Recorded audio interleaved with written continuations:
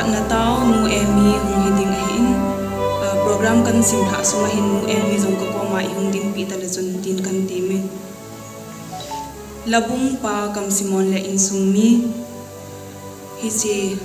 labung pe na hi tolom don na hung ding ahin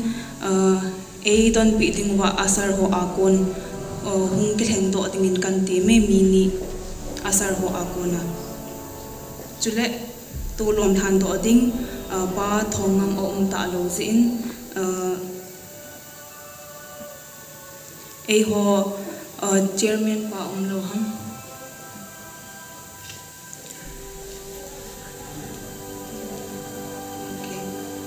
ama ahung ting le hin mang tan tin bible sim ding go lang mi min chule la sa na hung ding nga sen nu apat thupi tunil ha thupi du pastor lamboy how keep chule la sa na hung ki nin tin abana ki pathil pe akiti in hi chi prayer cell ho akona hung hiding ban na taw nu melody hi chi apan bana I hung chi la du hi tun ki pat na taw nu emi hung hin tin KWSD ko na ki talovin pa kam simon le in sung mi in hung aphalu hung kilo pai pai win tin chi sunga zong tolom ton dingin nang homa ma zong hung do ki tiwa tin na kan ne hi pa tolom than do ding hi chairman pu zong lo hi zi in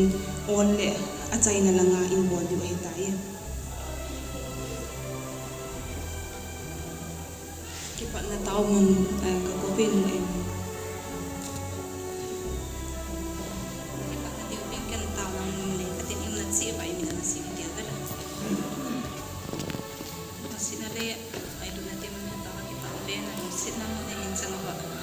dal hasam ta hijing zong le he pa tu ni ni ko a ka program de teo ho he ngai tu na sa tam hi kana nei bem program te ho ka hin bung ven nang ma ki thu pi na za le nang ma lung sin za la he pa tu ni ni ko he pa ka mu hi in ka chan hi ve te na hi nga ki pa thu ka se ki na hi nu si thim ka pathin he pa tu ni ni ko a mi hi za pi hong ke phong phong ho he ngai tu za chum chum la he pa dung ge ngai tu za chum chum ho a hong khal su ka hi ven tu ni ni ko a program a mi hung ming chung ho la sati ho a hi in na thu thi hung sei ding pastor ku ngai jing jong he pa nang ma in hung din pi a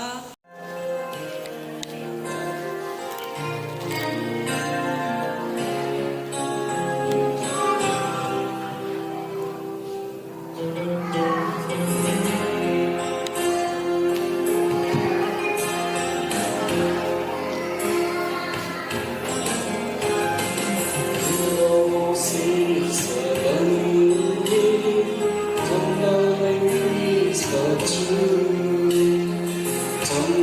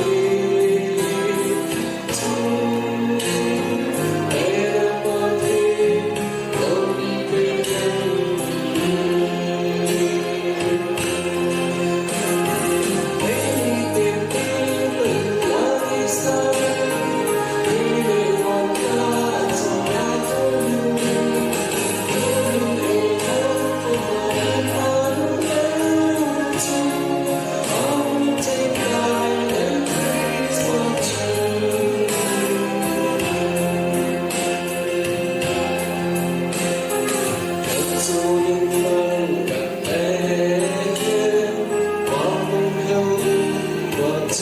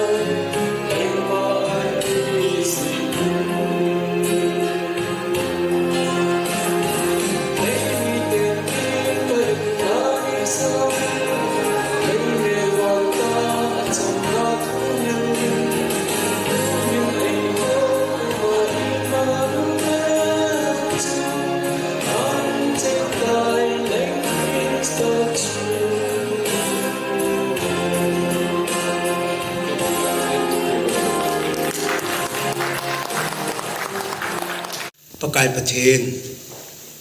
นางสุงะกันในลาวกับพลขมุกสขาวากันสูโลกันตูโรเฮนักนักกลขันตัวนี้ประกายประเทนจิสุมฮีทอมใจอย่างละนังมันให้ฮีดิ่งบงานังมันจีสาดิ่งยองนักนักกลขันตัวกินนี่ผัดไทยบุญลังมีตั้มตาละมันตั้มตามีตั้มตันนังมาไอเฮจินโจนาหงอีว่าจะสุมินังมาหิมมังจ้าพัดเทนโบดิ่งินปะกายสุมินกตาบัน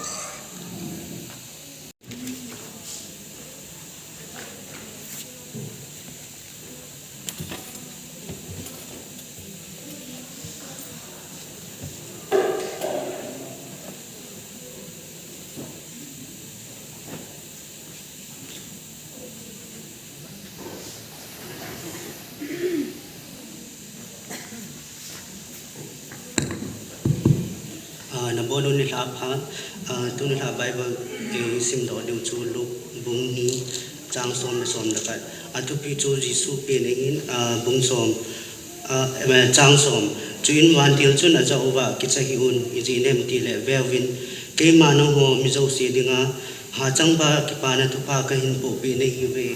จางสมนะครับอาจิจูตุนินโนโฮดิงินดาวิดโคปิอาผู้หิงาขัดเพียงได้อามาจูปกายจิสุปกายคริสต์อาฮีอัตุเทียงสิมดาวปฏินิมพัทเทโบเบตรับตูนิท่า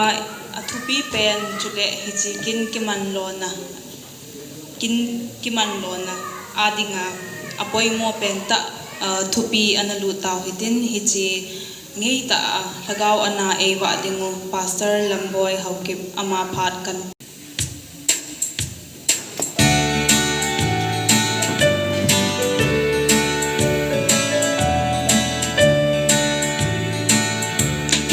โอเบธเลเฮมคนลุยบินทางจำละเลงปอปินนาดิงาปัทเฮนได้เล่นสาจูเลยเหลาหำมันองเหลาฮีตาโมอีปกายเดียโอเบธเลเฮมโอเบธเลเฮมนัสสุงะมุนองเหลาฮีตาอีปกายเดียเฮทีมิลังมุดสิเลจุนในอินดันซุงนุ่งเป็นมุนเปนังละเตโอเบธเลเฮมค khulung si lum lấy si câu thiêu ngay luôn ra la ngập bám bê dinh hitam nghi pakai chu na chan ding ven na lung al hey na dem o Bethlehem na sunga mun ong lâu hitam i pakai dia het him ilang mut sin le sun na in dan sung bung pen mun pi nan na te hal dab zan khu son noya na ling vai nghe ola Giêsu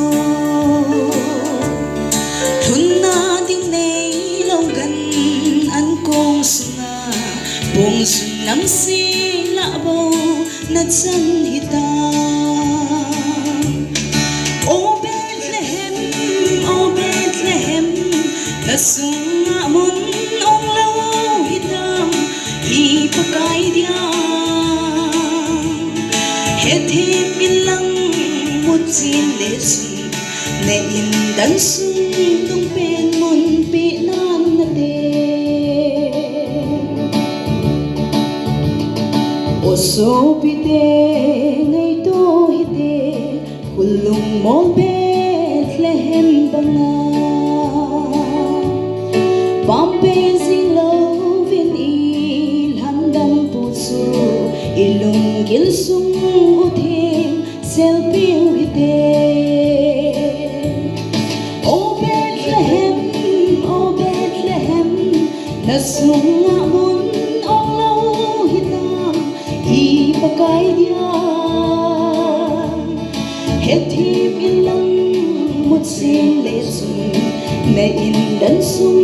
tung pen mun pi nan na te o Bethlehem na sunga mun ong lâu hitam i pakai dia het him ilang mut sin le sun na in dan sung tung pen mun pi nan na te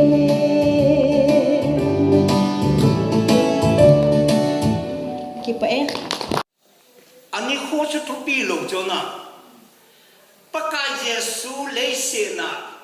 mizo se chon set pomang ding apeng mo ti ita san je wasu ni kho khat chu Christmas time na ani kho di ta chu pathen ban sei do tele mi tam da ani kho ho yong mai the chona a chi chi tang cha yi mang yong mai the ani kho cha thupi ai ta koi na ani kho cha thupi ta pon ai hi mang a thupi pen chu leise na pakai Yesu apeng mong e kei dingin apeng e kalung sunga apeng mong e ita san je wa je hon ni ho khat chu Yesu pin lu han lai to yo se ni jana na pin ni ho na hen wa ken ko hen kanula kapa le asin yong lo na khabe hi kapen ni ho ka hen ngom wa lo kanu ka to ala ấy thằng hàng cho lâu vợ chỉ ba gì cho na, hồi lại lâu quá này sẽ lại lâu quá lại cho đặc biệt lại mà kia na cho na din thế ta số họ thì xin pha na cho các bên cũng như cái hệ rồi các cái hệ lâu gia cho officially các bên cũng tiếng 22 April ho các bên ni hoa các bạn chỉ ta bằng aju pakai Yesu bên ni hui hệ lâu ihel lo je wa chu ni kho khat chu Jesu Christa leise na ke lung sunga ke ding a pe mo e ta Christian te ni ta san je wa chu ni kho khat chu Christmas ai man la wa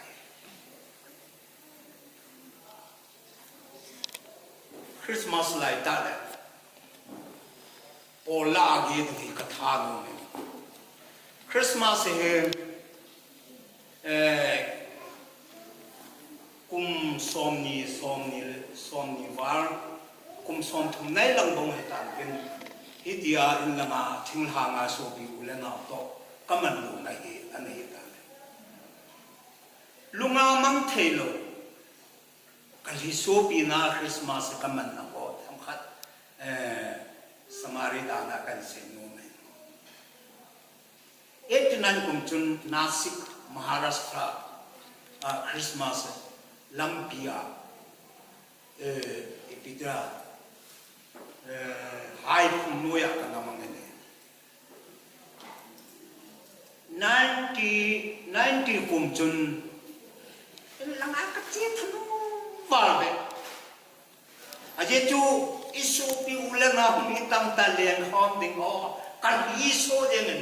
อาจจะไล่ตัดไปเอาเรื่องที่มาโอเปอเรชั่นมาไล่จะสวยมทีมต่อลูเดียนาคอมเพติชันกันในวันนี้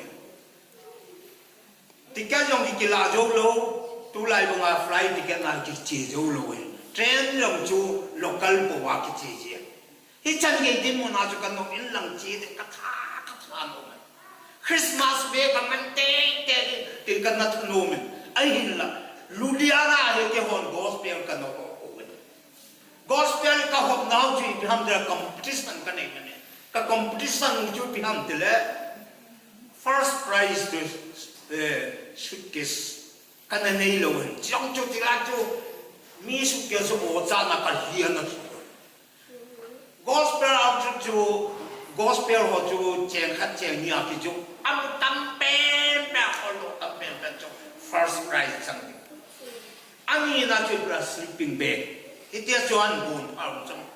kalau hiso yang ni kalau ai kapai hot tu anak namai berbangkit je jika akan begitu atap jeng Christmas like that tu ini kahit jeng aku mengaji pitira tu lai adap lai le ini je membeli guna adap tinggal ikhir hai ni lah atu ya tu jo lampa macam tu Cicu kaki coji ane to gospel tu kasih jadi. Kacang kaya kalau ojo kosa lu, aje tu kece suitcase tu day jana aja pan kenala. Christmas 25 December ni jem. Len hom la ima campur, kalung cem na in lang len hom ho, kagak ngai tu le,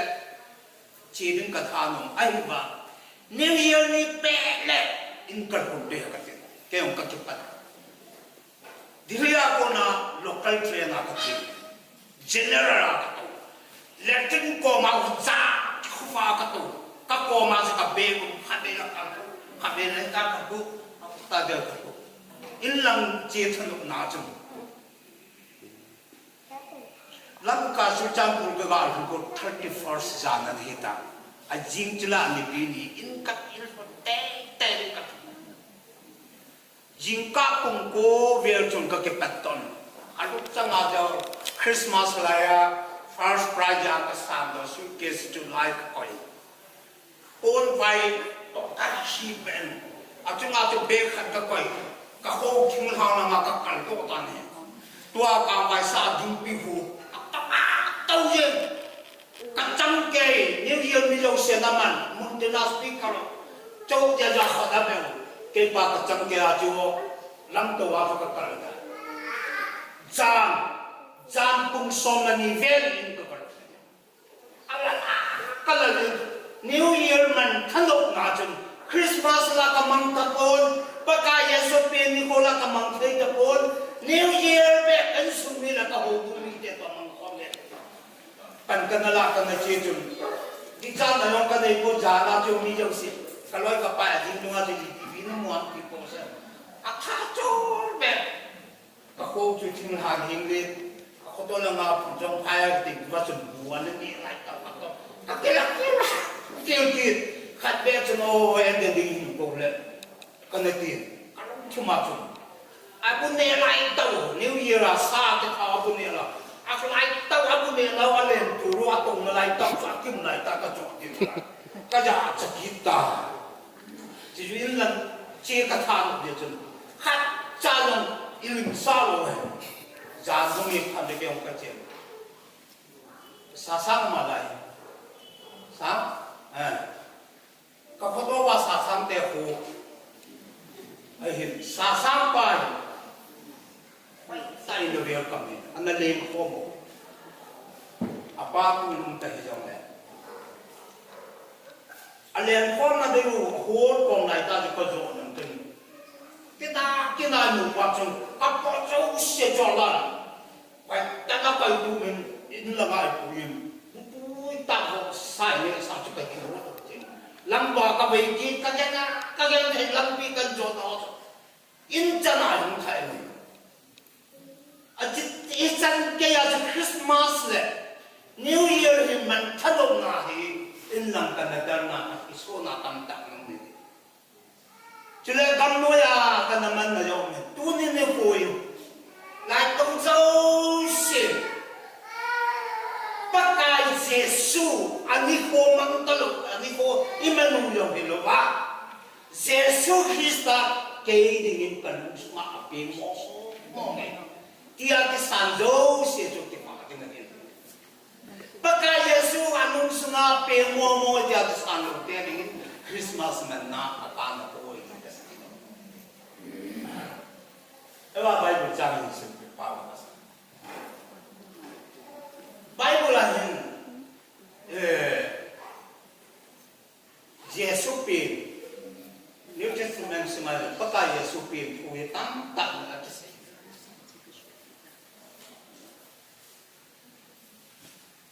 mun thumta ka sei ding a thumna ka sei yo pa so lam so lu dong ding hi ama satan asile ke mo be ke so lam mi ti mo asile ke mo un cha thi mai to ala papa lei se thil ngai to ta lo pa na asi mo u bo ngai to loi ama ho loi mai tai mai study bo la le mun khana mo ko ma trông chèo ama ho chi na ama ho thep na pakai Yesu ba ho wai a si lam zo a khol to je wa zo Yesu ta ba wai chu a si a khol to hi bin a si chu ama ho hi mun khana pu khom ki a chi jo nem chi a si ma chu pakai Yesu pin na yanen kung belhema la jo akulu no amahon ipipian bo eta pakai atul pelo pita api ole ipipian bo lohan pakai Yesu benen ko ba luma gamu jona mahon ako bo mo hong do wen ti so Bible ako bo mo chupita hong do win sana bigo more na pili Tilai kana sanat pia ituan inalai. Sanat itu pia bersam. Pakai Yesu lema hungi di bersam dia. Bego tu benda tempo hungi di bersam. Mora di benda kahin. John setia kera hungi di bersam dia. Solam itu dia terpehi. Tak semcat dia dengan example patale that sweet in kamu amu khalo agia khalo amu lo lai tawa pakai Yesu ata asan jo precise on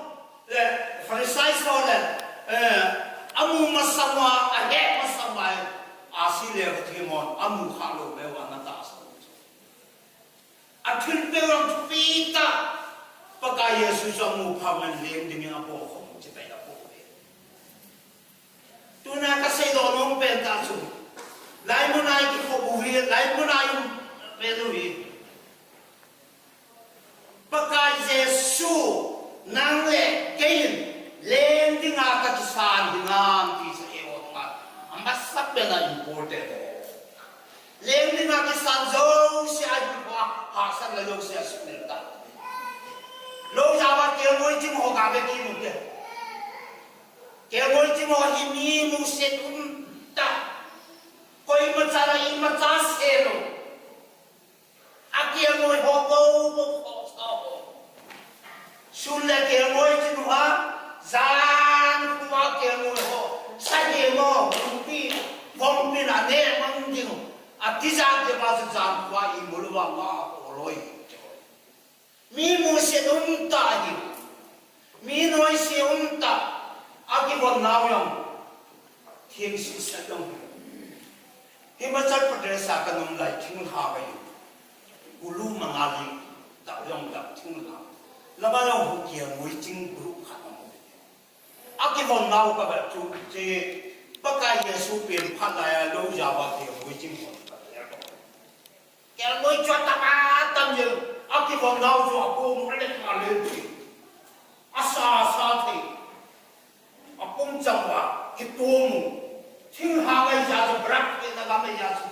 jang fai bi de ham mor chung dunga gam no ya ke ke mo ye chi me a ke mo mai mai chu to lo mo ho chi ta ba ma chi sala ka me a ke sala ting da no jo ui thie ui chai en ni thum le li a ke pu yu ui cha ho jo ba tha thu ye a ngo nga thi he ma to yu bum pi to ki tar me ma e ka ko e mo jo ma ni a ki tar pi ding a ku aji chula lam pi am ja da I ma cha bo pi do ku cha gam no ya chun ki e tha the yu e pe li thi we a cho ba ka mu ji ting le pa ka yesu pen pha la ya lo ya wa ke mo ji mo to ka te ka ke mo ji mo ja ni ka lo ke pha lo pe ama ho la hi pa ka ya pi ki la no ke wen lang ben he ma mi jo sia ni hat tang pa ke pa na pa ka po pi be pa ka yesu ke nong bung suma lum na bang nu ding ye yesu Krista da pe da ni lo nu ta lo tang po e pa ka bil na yo bung te ni lem chen te ki da na lo thu na tai pa the ni Mary jo yesu nu di na Jin humin nei pa akinat na pen juda te le pa hu hir sa ta bomin jo akisa tuni nang le ke hen pakai yesu hi kan sunga ka kun sa ding na pakai yesu 2001 aung lo le 2022 ke le ka cha te le ka ji ka cha te sunga kalung sung se wa yesu hi ka pe sa ding na Pi pela ni ko wi ko. Ije American may Christmas mangi ko be. Kung kila Christmas ko na mudina. Akila Christmas ko na mudina. Christmas akum si a inangalan Christian te. Ibording te no tunin ni ko. Ani ko chu pi ai to ko ije chun tunin hari bon chabin. Lai mo na amzo sin. Pagka Yesu kalung sunga api mo nge ti bon sabin kisa so tegen kanomen tugum 2001 hi and this family be Christmas ka man te kum so arjen Christmas ke man talo so ulana o kung jan mo ite ti katiko so kayo tarik so la December ni awo anak na flight ticket yung kakila ko ito ayun lang baho kung ibigay ko la pa ito sabi kong Yesu nang alubupe nang alangkay pe nang hong lugoy kayo di matamang kay kong ganito saying ba here dahil ka ticket ka cancel yung New Year din kakila Isopi ulan ang tamta to Christmas eh. Yesu pen ko. Hoy lai na ko na o Yesu kan sapi ke. Ti ki het so ke na tunin pagka Yesu so welcome te. Yesu Krista na welcome no night yan. Nan sumaki tu mo na ang jingke. 91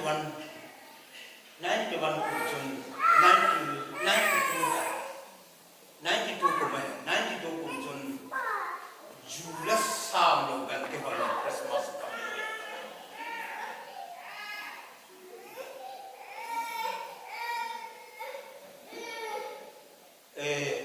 kalau kasupin jipa ko 2006 7 pi ma chu ari ko chu pi ham de la khoshma Christmas ni ma man ho will la whole sa yo Christmas and New Year a kem phang cha ka ko man se chu na ja chen wan se ari ko ta mo prize pi u la ye en ni ayong thalo ho un cha yong che lo da gin lam na hello ai ko no cha pe ma man ipina bo na te ima yong ka bol de ko abol to be pen to tham ga je che in ko ta cho man kalung hang pe san I dum cha cha a chi sa nang chu na thi lo ta so te ho tu nin na le ke so lam ni chim hon pa ka Yesu lim na ago bo mo honova sana pe go api ba nang le ke yang I pi ham il hagaw ni wa I ke pi to na I ho jeu ba I pi vai cha na umma I ke pi do na I pi umma tunin ta san sa te ho sa e ho na ngai jong pul phata hi bin ama ho thil tu pi ta pe chen na mi ta ma pa ka Yesu na welcome ni Yesu Krista jo I ta ma na welcome ni give ki pe to mai mai ha ai lo la I ta ma in sunga no ta mai mai ya na ma hang ai boy sani na mai mai hi boy pa ka Yesu jo kalung su ke ma ho in sunga ka welcome ni ki ho zo se 2022 apa chet pathe na ke ho ko ei kol la bai la ki mang ji e tu kum hi e bitire ha Christmas hi aja thum be a man ning ka ko ning kum chun COVID-19 jing Christmas e bang kana mang ti ai ba kamang tho tho kamandan so kum danga man ta bang kamang ko tu kuma he ipitire ham achik kes ding dan ki ho jam tua Christian opposition na nam pai ho hi ko ding ka ko ding to sa ding am ho ding a pathen ko ma tau ki ding ija kai share boarding ti hi achap chom be a program ka simu win ai ta yong ka bor khalu lai dunga give exchange ti ho jam he tu ko a he atha be a all ho atha no me ho exchange to give exchange to bor ding ka go a je tu I pije nam dela mo hen paka Yesu hi program khat Christmas lo Good Friday tham khat ora mo ta san ji no ki per the lo am ho ta san yu ya chu chi ti ngai chi ya hi I dei bang en ma cha ka po ko poi ti chu ka se do no men tem jang ha sun lam pai to ko na ka ke ko bin adi ta chu tunin ang the na ram kana ti ni lang ti lum na kana na khushi ka ama sa chun dengu kan hin dengu ka ve sung jam ni tam ta ita ki wen ha pe san kum ni football ke pe a ita sa na ko chi sang ko jon a chi jo wen khong dam hen viral fever kan ni ki jani yong che ka ki che jani ma sa yong ka ki che san tu nya hung te den ka to na ji chun ek ka ki che sa tu ni ka khoshi ki ne koi ma ka se ko ma ka se do ko ka lo ko ka ta ka ga ne chom khat se ka to la ka bu long ka yu a jo jak chun I tam ka ti ong ki ne I che jang ka no ka umen hi jong la tu ni a pha cha kam kun thi jin ka ke pa in adin secretary sir lam kai ho han lang member ho hi al wi hot wang che kan ha he akip pu do tilwa kan ha hi Saket ke hin ama ho member dana ina ko yu hin adin xuống ta hôn cô duyên a su lòng riêng thấy lệ ý đinh nga ki sông lệ hi ham bon ho giống mi cho ma mu thei na dinga aman le ai ni zong ai man ding song ta bon go tu yin asu tong seng thei le i dinga so le li hi ham bon thu zong mi chopa mu thei na dinga aman le ai ni zong ai man ding lava pa ling nei ku apa hoi na pa chan aling dau na hi het mo sa in i Christine in pova anom zing dang hin i za kai a phat nan sang the min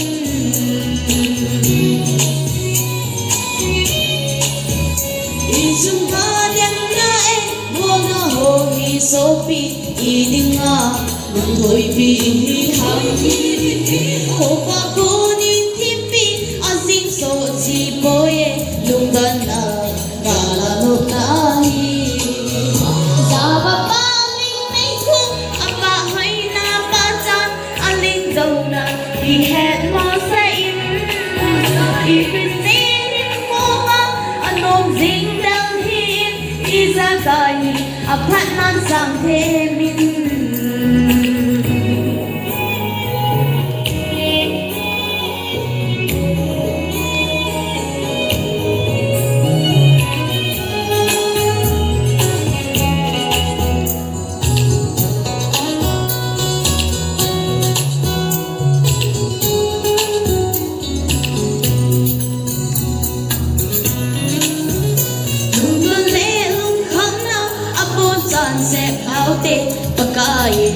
i khăn khô again ai i chân chung dâu xia lung oi đã thêm hiếu tê ta san sa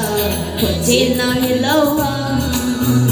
za ba pa ling nei ko apa hoi na pa chan a ling dau na hi het mo sa in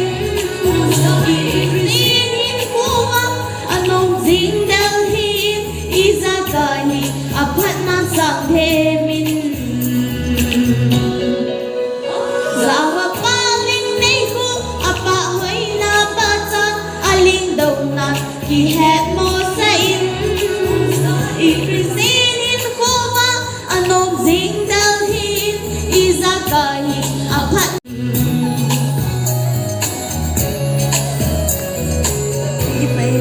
nei lung sino kidang ta ka chamon pakai nang man kumbula ki pana ka hin ko tui mi ta bong pakai ni hin chinum pa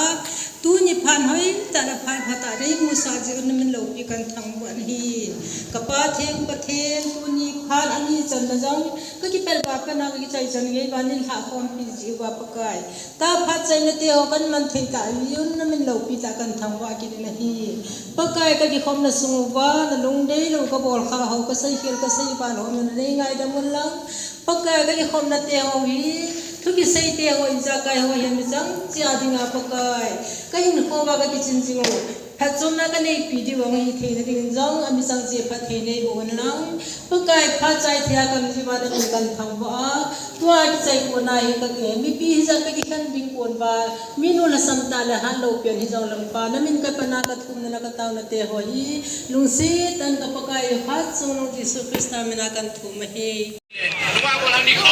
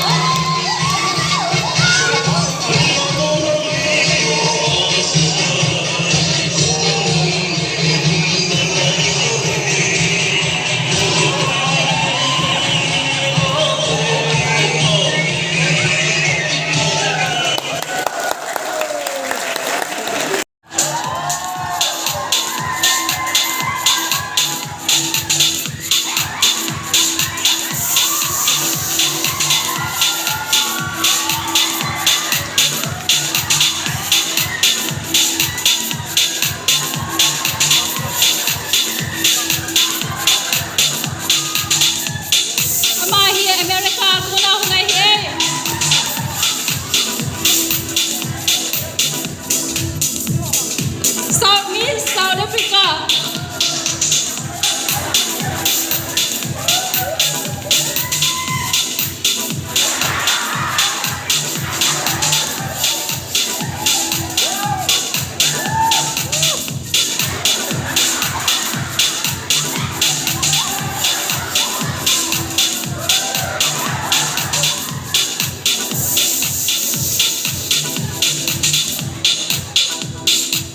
Miss Nigeria.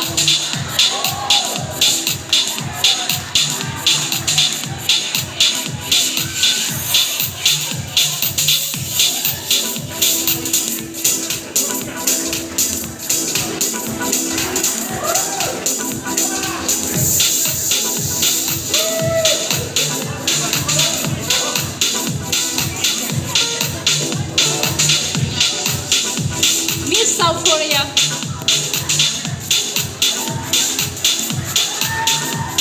South Korea ko na yung entertaining ako ngayon ma.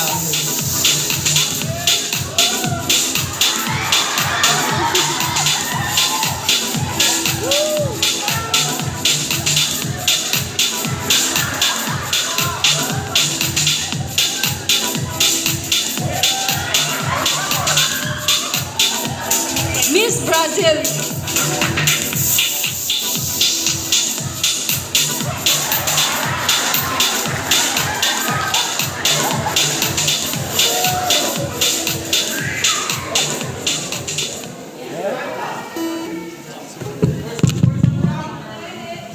To hi